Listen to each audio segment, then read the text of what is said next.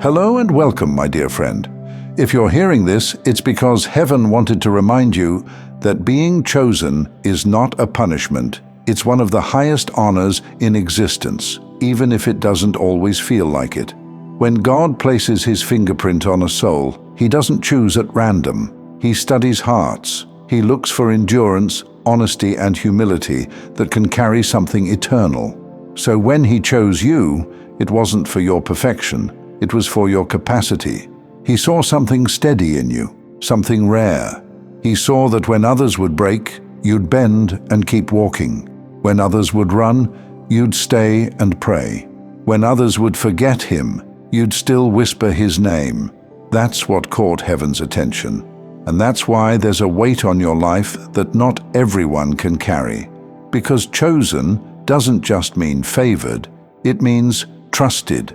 It means God looked across a generation and said, "Who can I place this much purpose on without it crushing them?"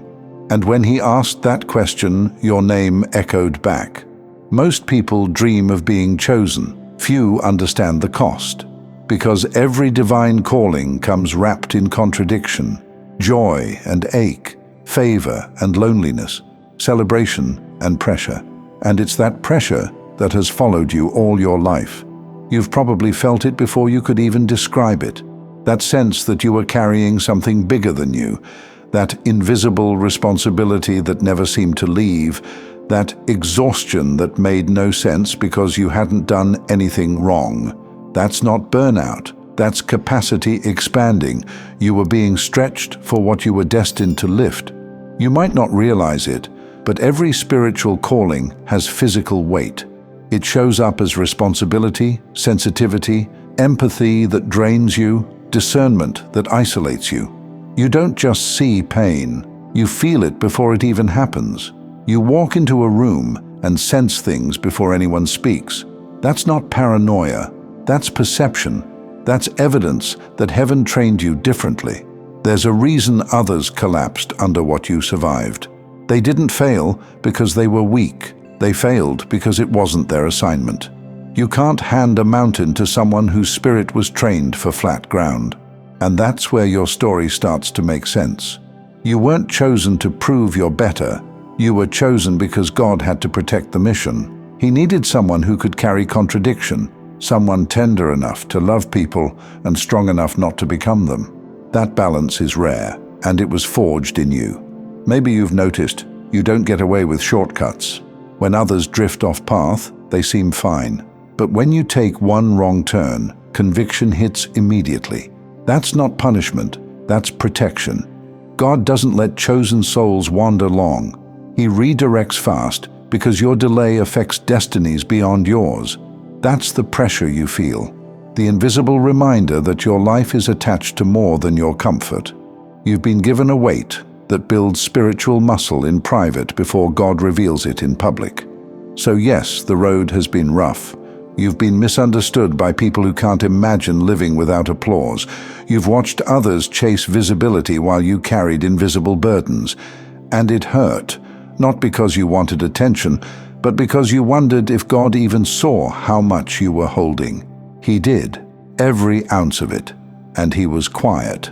Not because he didn't care, but because he was measuring your endurance. Before God gives you influence, he weighs your shoulders. It's not coincidence that the people who walked away did so right before your breakthrough season. They weren't abandoned. They were released, so destiny could flow without resistance.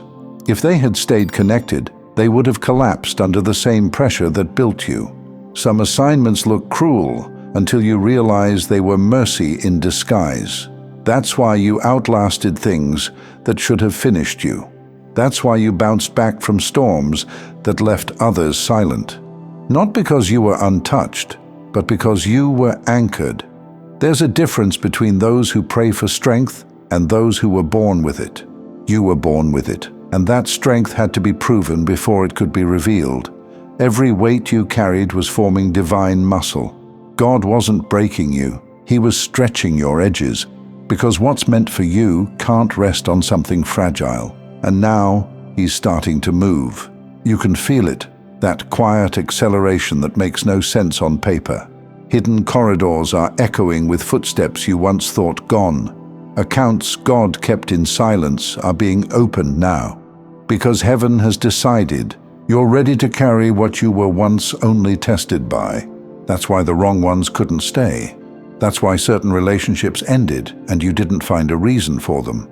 The pressure wasn't personal, it was prophetic. They weren't designed to breathe at this altitude. You were. So stop wondering why it had to be you. The truth is simple. They couldn't handle the weight. God built your back for it. He carved capacity into your spirit before you ever knew what it would cost. And here you are, still standing, still believing, still faithful. You're not here because it was easy. You're here because heaven couldn't afford for you to quit. This is what chosen really means. It's not comfort, although it's coming. It's responsibility. It's carrying light through darkness and not letting it go dim. It's enduring pain that doesn't make sense, trusting that one day it will. And that day is closer than you think. Because now, the same God who trusted you with the weight is about to trust you with the reward. You have every right in the world to feel tired now. You obeyed in the dark, and now, in the graying dawn, you're starting to see the outline of why. This is the dawning of cause and effect.